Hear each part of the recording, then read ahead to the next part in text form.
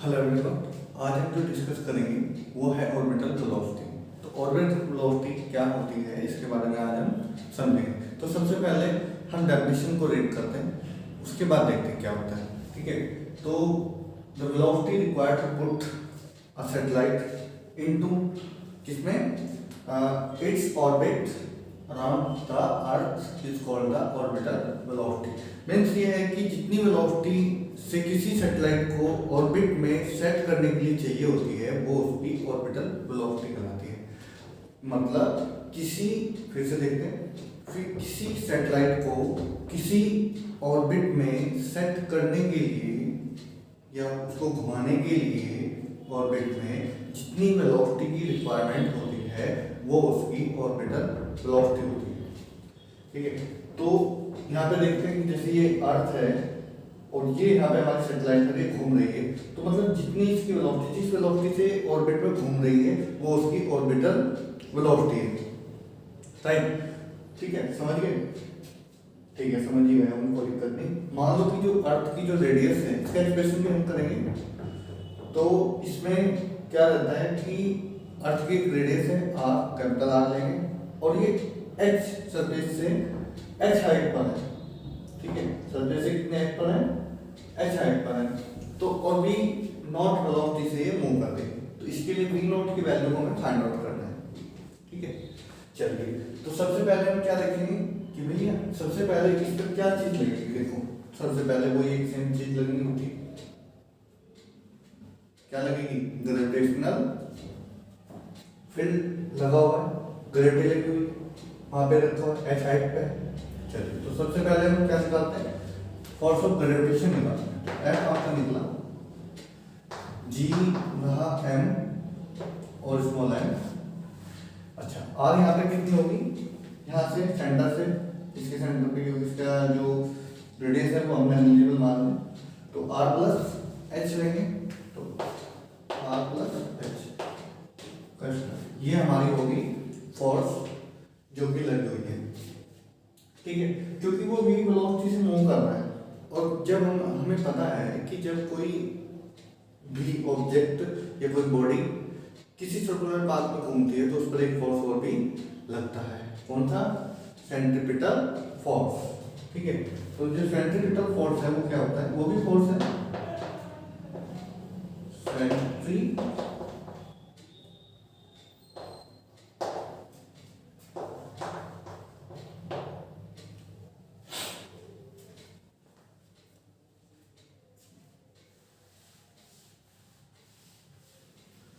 कितना फोर्स लगता है? सेंट्रीपिटल फोर्स लगता है जो कि इक्वल होता है M V naught square upon R.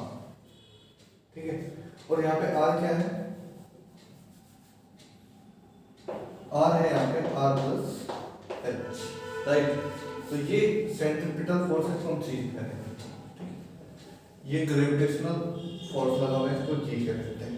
ठीक है, ऐसे रहेगा। ठीक है, तो अभी ये क्वेश्चन नंबर 1 का है और इसको बोलते हैं क्वेश्चन नंबर 2।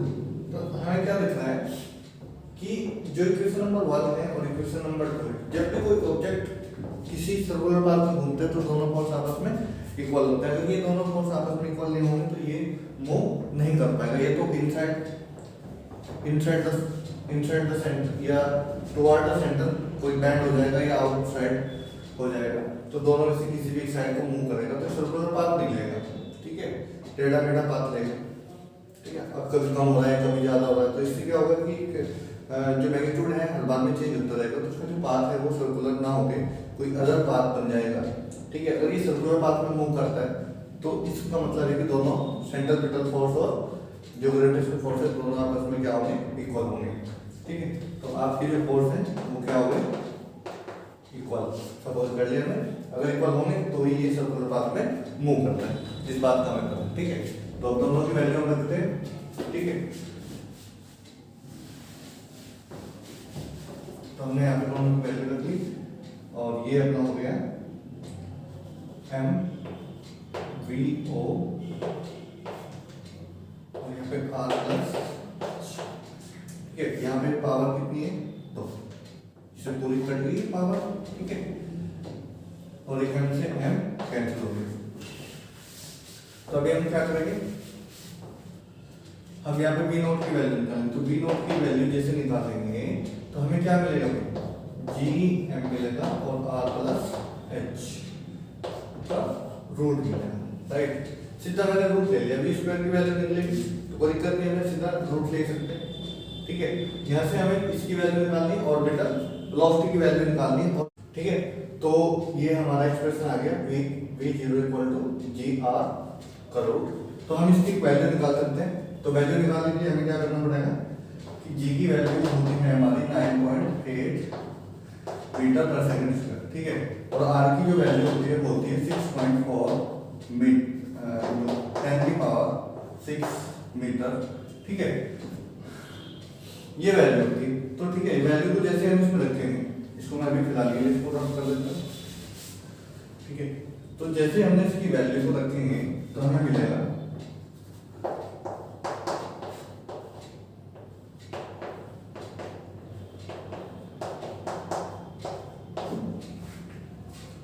ठीक है। तो ये हमें मल्टीप्लाई और रूट लेना है इसका, और जैसे हम रूट लेके इसकी वैल्यू निकालेंगे वो हमें जो वैल्यू मिलेगी वो 7.92 इंटू किलोमीटर पर सेकंड, ठीक है। 7.92 किलोमीटर पर सेकंड की स्पीड से वो यहाँ ऑर्बिट में मूव करेगा, और जिसकी जो वेलोसिटी है 7.92 रहेगी, ठीक है। तो ये हमारा एक्सप्रेशन था वेलोसिटी के लिए। अभी हम इसकी ऑर्बिटल वेलोसिटी तो हम इसका टाइम पीरियड निकालेंगे कि कितने टाइम में ये अपनी ऑर्बिट में चक्कर काट देता है, इन वन रोटेशन कितनी देर में कंप्लीट कर देता है, ठीक है। चलिए तो नेक्स्ट एक्सप्रेशन करते हैं, इसको रख करते हैं।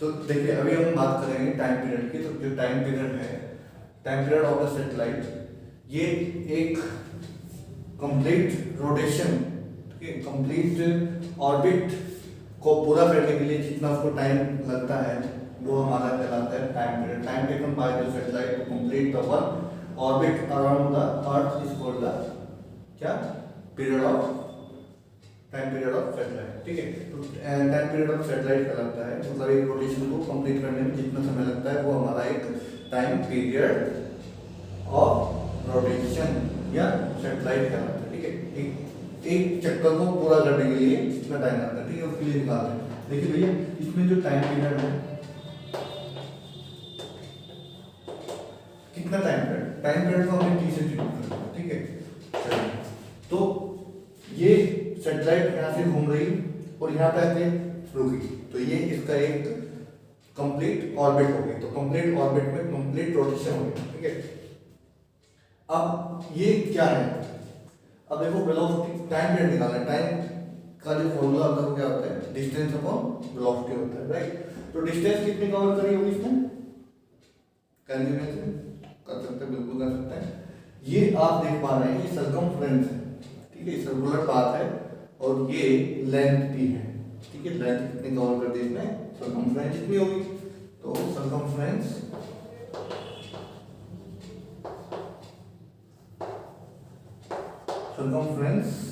ऑफ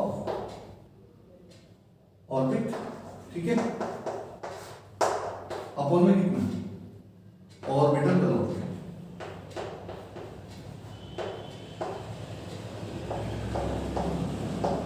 राइट भैया। सर्कमफ्रेंस ऑफ ऑर्बिट अपॉन में ऑर्बिटल वेलोसिटी, ठीक है, राइट। ये आपका फॉर्मूला हो गया टाइम पीरियड को निकालने का। जनरली आप पढ़ते ही रहते हैं इसको, ठीक है, कोई दिक्कत नहीं है। टाइम पीरियड का फॉर्मूला होता है टाइम इक्वल टू होता है डिस्टेंस अपॉन वेलोसिटी। तो डिस्टेंस अपॉन वेलोसिटी हो गया, ठीक है। तो चलिए, तो अभी आपको कुछ नहीं करना है, आपको पता है जो सर्कमफ्रेंस है सर्कमफ्रेंस में क्या होता है, 2 पाई आर होता है। ठीक है, आपको 2 पाई में तो कोई दिक्कत नहीं है। ठीक, 2 पाई एग्जैक्ट वही आएगा। जो डिस्टेंस आर है सेंटर से, ये कितनी है, आर प्लस एच। तो भैया आपका जो रेडियस है तो आर प्लस एच है। ठीक है, हो गया। और ये आपकी हो गई ऑर्बिटल वेलोसिटी, राइट। तो आपकी ऑर्बिटल वेलोसिटी हो गई। अब आपको वैल्यू पुट करनी है ऑर्बिटल वेलोसिटी की। किसकी वैल्यू पुट करनी है, ऑर्बिटल वेलोसिटी की वैल्यू को पुट करना है। चलिए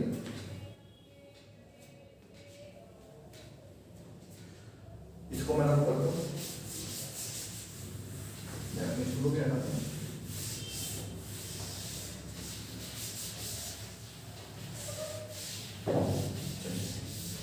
आपको पता है कि जो आपकी ऑर्बिटल वेलोसिटी है वो कितनी थी, नहीं याद है, कोई बात नहीं, मैं लिख देता हूँ। V naught equal to G R square upon R plus H. ठीक है, ये निकाला। ओके, तो ये हमारा रिजल्ट आया था ऑर्बिटल वेलोसिटी। तो वो ऑर्बिटल वेलोसिटी की वैल्यू इसमें रखेंगे। तो जैसे हमने वैल्यू को इसमें रखेंगे तो हमें मिलेगा, तो 2 पाई मिलेगा आर प्लस एच होगा और अपॉन में G R square R plus H. ठीक है, देखो ध्यान से देखेंगे, इसमें बहुत ही कंफ्यूजन सा लग जाए। ठीक है, तो मैंने कुछ नहीं किया, सिर्फ वी नॉट की वैल्यू मतलब ऑर्बिटल वेलोसिटी की वैल्यू को पुट किया है। इसके अलावा मैंने कुछ नहीं किया। अब देखते हैं। ठीक है, तो अभी आप देख रहे हैं कि जो रूट है, रूट के बाहर कौन कौन जा सकता है। ठीक है भैया, रूट के बाहर जा सकते हैं, हमारे पास में कौन कौन है जो रूट के बाहर जाएंगे। ठीक है, उनको देखते हैं। आपने ये ठीक है, तो आपको ये अपॉन में रहेगा। ठीक है, और ये ऊपर चला जाएगा। ठीक है, क्यों, क्योंकि ये अपॉन में भी कुछ नहीं। ठीक है, तो G R square by R plus H है, तो ये यहीं पे रहेगा, जी आर यहीं पे रहेगा और ये जाएगा ऊपर। ठीक है, आर प्लस एच। तो जो टाइम पीरियड है तो 2 पाई जो तो रहेगा और आर प्लस एच रहेगा और एक आर प्लस एच हमारा और आ गया। ठीक है, अच्छा, उसके बाद में दूसरी चीजें जो हैं वो जो जी और आर है, ठीक, वो स्क्वायर में है और यहाँ पे 1/2 है। ठीक है, तो यहां से हम 2 पाई आर लिख सकते हैं, आर बाहर चला जाएगा और ये जो आर प्लस एच है ये 1 ये 3/2 हो जाएगा। तो इसको मैं ऐसे लिख सकता हूं,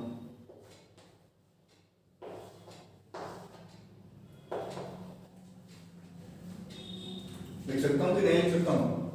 देखो जी पर रूट है, आर मेरा बाहर चला गया, रूट हट गया इसका। ठीक है, उसके बाद ये 1 और हाफ 3/2। ठीक है, 3/2 को हम ऐसे लिख सकते हैं, 3/2 ही बनेगा, ये तो ब्रैकेट हम खोलते हैं तो राइट, और उसके पास रूट हो गया, तो ये आ जाएगा। तो ये आपका एक्सप्रेशन निकल गया टाइम पीरियड का, और ये यहाँ से हम अपना टाइम पीरियड निकाल सकते हैं। ठीक है, और उसके बाद हम हाइट भी निकाल सकते हैं इसकी, तो इसकी हाइट भी निकाली जाएगी कहीं चीज के बाद से। तो आप इसकी जो टाइम पीरियड है आप निकालना चाहें तो निकाल सकते हैं। देखो आपको सब वैल्यू पता है, अगर आपको हाइट पता लग जाए, ठीक है, या आप एच को नेग्लिजिबल मान लेते हैं। ठीक है, आप इसको नेग्लिजिबल मान लेते हैं तो यहाँ पे आपका टाइम पीरियड निकल जाएगा। तो टाइम पीरियड भी हम निकाल के देखेंगे। ठीक है ना, निकालें, चलो निकालते हैं। आप एच को बिल्कुल नेग्लिजिबल मान लेते हैं कि यहाँ पे भी हमारा जो आर है वो ग्रेटर एच।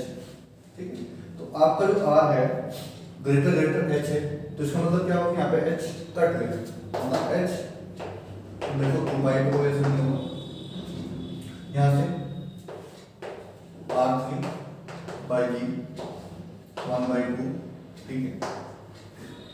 चलो तो यहाँ पे हमारा जो मिलेगा 2 पाई, ये R जो है अंदर अगर मैं इसको ब्रैकेट के अंदर लेके जाता हूँ तो R² होगा, ठीक है। तो यहाँ पे हमें क्या मिलेगा, तो ये जो मिलेगा R बाई जी की पावर 1/2 मिलेगा, ठीक है। मिलेगा या नहीं मिलेगा देख लेना, हाँ ठीक है। देखो आपको R की वैल्यू पता है, इसकी वैल्यू पता है, 2 पाई की वैल्यू पता है, सबकी वैल्यू पता है, तो आप इसको क्लियर कर सकते हैं। ये लगभग जो ऑर्बिटल वेलोसिटी का जो टाइम पीरियड है वो 84 लगभग मिनट है, ठीक है। मतलब यहाँ पे 1 या 7 कुछ इस तरीके से आता है। तो लगभग इसको आप कैलकुलेट करोगे तो आपको R की वैल्यू पता है, G की वैल्यू पता है, कैलकुलेट कर देंगे तो 84 मिनट के लगभग हमें वैल्यू मिल जाती है, ठीक है। ये तो हमारा टाइम पीरियड, तो लगभग इसको लगभग 1.5 hours to complete the one rotation या वन ऑर्बिट वेलोसिटी को, मतलब पूरा एक चक्कर मारने के लिए, चक्कर घूमने के लिए कितनी टाइम की जरूरत पड़ती है इसको, लगभग 1.5 आवर्स, ठीक है। अब हम यहाँ से निकालेंगे हाइट, ठीक है। तो अभी हम फाइंड आउट करेंगे कि height of the satellite above the earth surface. Above the earth surface से हमें निकालना है क्या, हाइट ऑफ सैटेलाइट। तो हाइट निकालने के लिए हमें पता होना चाहिए कि टाइम पीरियड क्या है। देखिए अभी हमने टाइम पीरियड निकाला, ठीक है। टाइम पीरियड क्या था, = 2 pi by r plus h² by G and 1/2, ठीक है, पावर में, ठीक है। बहुत ही इजी है, कोई दिक्कत नहीं। देखो सबसे पहले हमें क्या करना होता है कि देखो हमें सबसे पहले स्क्वायर रखना है। स्क्वायर अगर हम हटाएंगे तो बहुत सारे टेक्निकल स्क्वायर लेना पड़ेगा, तो दोनों साइड से हमें स्क्वायर लेना है, ठीक है। जैसे हमने दोनों साइड से स्क्वायर लेंगे तो इधर तो t² हो जाएगा, इधर 4 पाई का स्क्वायर हो जाएगा और यहाँ पे r² हो जाएगा, ठीक है। इसको तो हमने करना है स्क्वायर, ठीक है, इसका भी स्क्वायर हो जाएगा। और ये जो रूट है ये रूट हट जाएगा, ठीक है। रूट हट के हमें क्या मिलेगा, r प्लस h का क्यूब बाई जी, ठीक है। बाकी और कुछ नहीं हमें चेंज करना है इसमें। उसके बाद में हमें हमें ये पता है, क्योंकि हमें देखो r प्लस h यहाँ पे, इसको अकेला छोड़ना है, इसको अकेला छोड़ेंगे तो बाकी का सबका क्रॉस, इसकी क्रॉस ऊपर करेंगे मल्टीप्लाई और उसके अपोन में करेंगे 4 पाई स्क्वायर की। तो देखिए कर देते हैं, r प्लस h का क्यूब किसके बराबर होगा, t² हो गया, r² भी होगा, ये जी भी ऊपर ही जाएगा, ठीक है, स्क्वायर नहीं है, ठीक है। और ये अपोन में जाएगा 4 पाई स्क्वायर। देखो यहाँ पे भी क्यूब है, तो क्यूब हमें क्या करना पड़ेगा, इसका क्यूब रूट लेना पड़ेगा। तो क्यूब रूट लेते हैं इसका सबसे पहले, ताकि r प्लस h की वैल्यू को हम निकाल पाए, ठीक है। r प्लस h की वैल्यू को निकालेंगे, यहाँ पे r प्लस h बचेगा, क्यूब लिया है, ठीक है, t², क्योंकि यहाँ पे है नहीं स्क्वायर, सॉरी क्यूब है नहीं, ठीक है। जहाँ पे क्यूब नहीं होता वहाँ पे वो क्यूब रूट में आ जाता है, तो ठीक है, क्यूब रूट में इसकी वैल्यू को लिख देंगे, क्यूब रूट की वैल्यू को 1/3 के टर्म्स में लिख सकते हैं, ठीक है। यहाँ तो कोई दिक्कत नहीं, ठीक है। यहाँ पे हमें किसकी वैल्यू निकालनी है, h की वैल्यू निकालनी है। तो सिंपल है भाई, h को रोक लें और r को राइट साइड पे कर देते हैं। तो देखिए यहाँ पे हमने h = t² r² g upon 4 pi square में और हो गया 1/3 माइनस r। ये हमारा रिलेशन आ गया h की, ठीक है। यहाँ से हम h को फाइंड आउट कर सकते हैं अगर हमें टाइम पीरियड पता हो। कंडीशन यही है कि अगर हमें टाइम पीरियड पता है तो हम इसकी h की वैल्यू को फाइंड आउट कर सकते हैं, अदरवाइज हमें प्रॉब्लम है, ठीक है। उसके बाद में एक रिलेशन होता है, ठीक है, हम उस रिलेशन को भी देख लेते हैं, स्केलर वेलोसिटी और ऑर्बिटल वेलोसिटी, ठीक है। क्या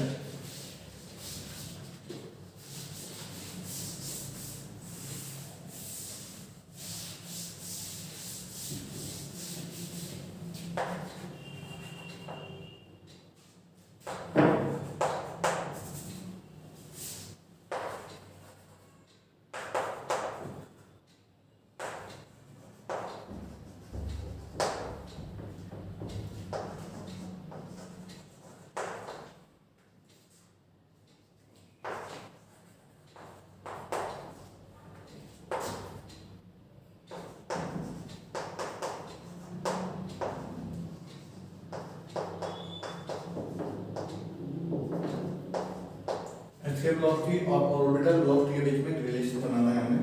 देखिए जो एस्केप वेलोसिटी है हमें पता है ये जी आर, ठीक है, इक्वेशन नंबर 1 कहते हैं, ये एस्केप वेलोसिटी का फॉर्मूला है, ठीक है। तो एक फॉर्मूला है जी आर, ठीक है, तो दोनों फॉर्मूले हमें पता है, ये ऑर्बिटल वेलोसिटी का, ये एस्केप वेलोसिटी। तो सबसे पहले इसमें देखो दोनों में डिफरेंस हमें दिख पा रहा है, इसको हम ऐसे लिख सकते हैं या सीधा निकाल दें फ्रॉम इक्वेशन 1 एंड 2। तो देखिए इक्वेशन नंबर 1 और इक्वेशन नंबर 2 को हमें देखना है, तो हमें दिख पा रहा है, ठीक है। तो इसको हम ऐसे लिख सकते हैं, रूट 2 को अलग लिख सकते हैं और जी आर का जो रूट है उसको अलग लिख सकते हैं, इनटू, कोई फर्क नहीं पड़ता, ठीक है। आप देख पा रहे हैं कि वी नोट की वैल्यू जी आर का रूट है और यहाँ पे भी जी आर का रूट है, तो हम ये वैल्यू इसमें रख सकते हैं, ठीक है। जैसे हम ये वैल्यू रखेंगे तो हमें मिलेगा रूट 2 वी नोट, ठीक है। तो रिलेशन हमारा आ गया, बड़ा सिंपल था, v equal to root 2 V naught, ये हमारा रिलेशन है, ठीक है, escape velocity and orbital velocity, तो दोनों के बीच में एक रिलेशन आया, ठीक है, ओके।